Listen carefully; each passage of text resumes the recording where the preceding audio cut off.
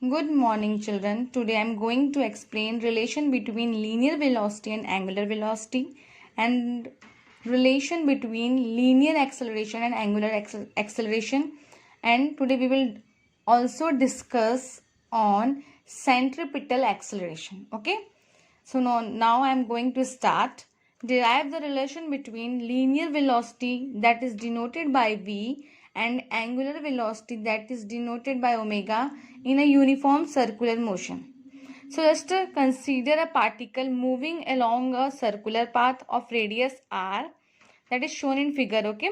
Suppose the particle moves from A to B on a circular path at time del t and it covering distance del s along the arc AB.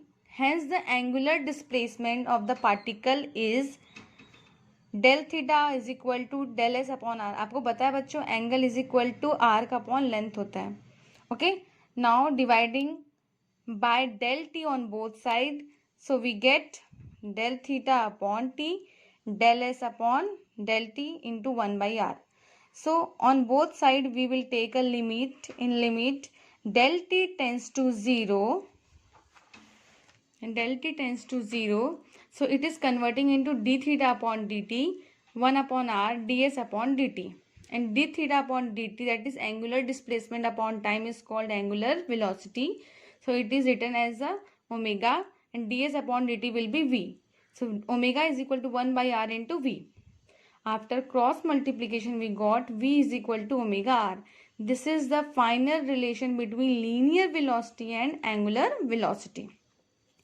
Define angular acceleration. Deduce its relation between. Define angular acceleration. It means it is talking about alpha. Angular acceleration is denoted by alpha, and we have to reduce the relation with linear acceleration and angular acceleration. You know, students, about linear acceleration.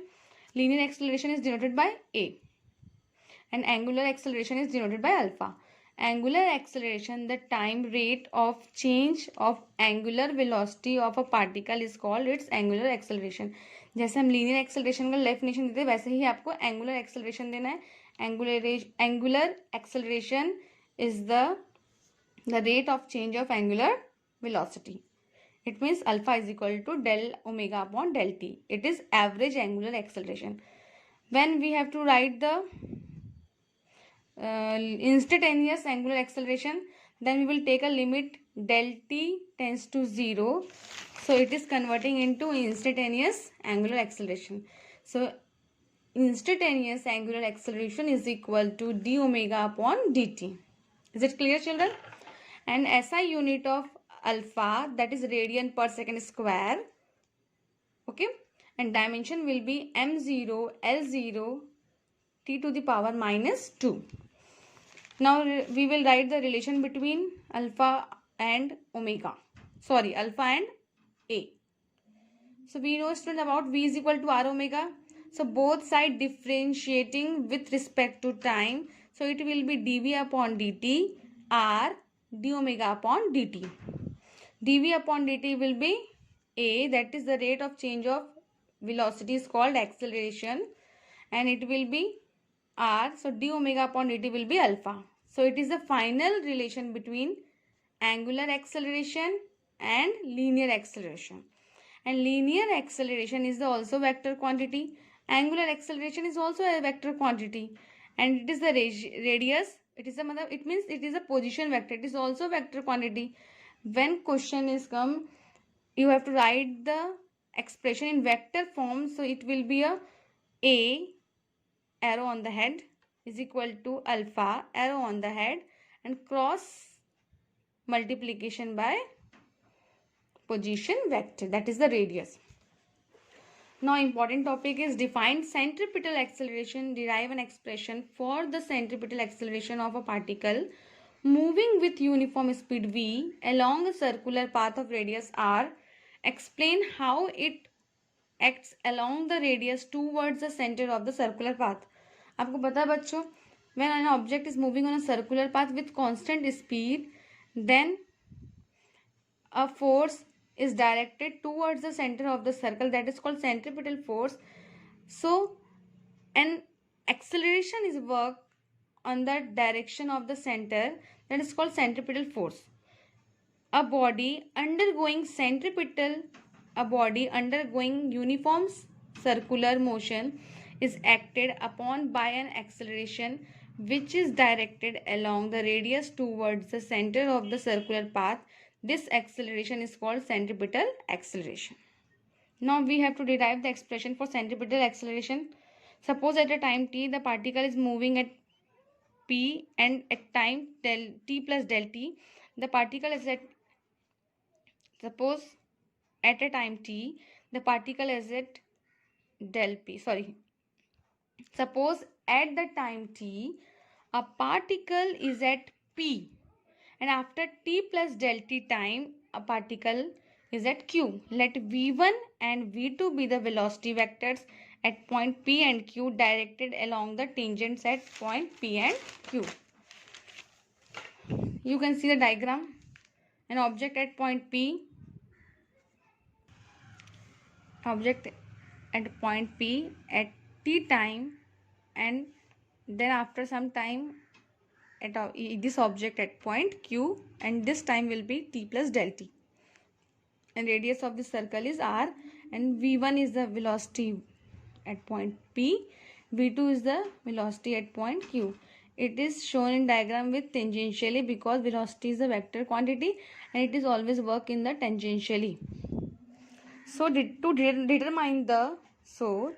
determine the change in velocity, take an external point A, draw AB vector equal to and parallel to V1 vector, and we will take a AC vector that is equal and parallel to the V2 vector.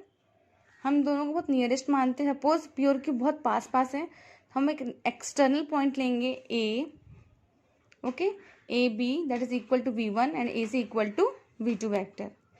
ठीक है. Draw the vector B C, it is the resultant of A B and A C that is shown in figure. Now we will apply the triangle law of vector addition. So it will be AB vector plus BC vector is equal to AC vector. Okay. Then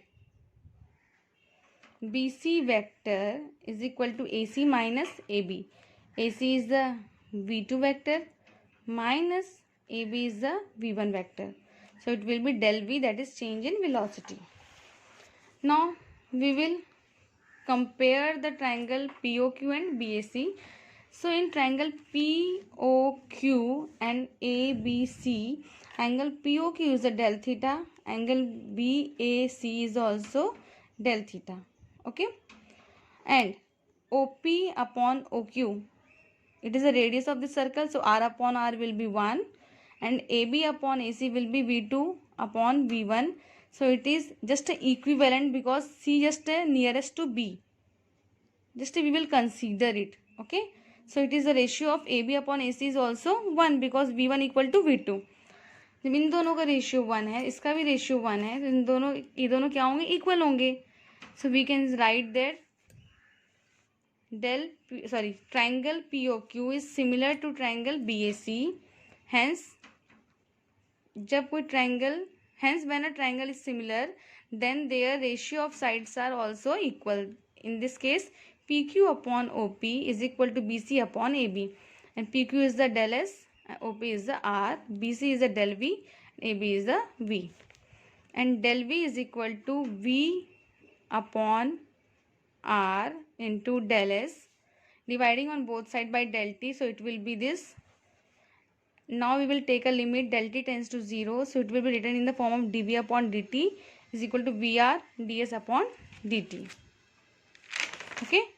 And dV upon dt is equal to linear acceleration, that is denoted by A, and V upon R will be as just like that, and but ds upon dt will be V. So V into V is the V square upon R. So A is equal to V square upon R. It is the final expression for centripetal acceleration.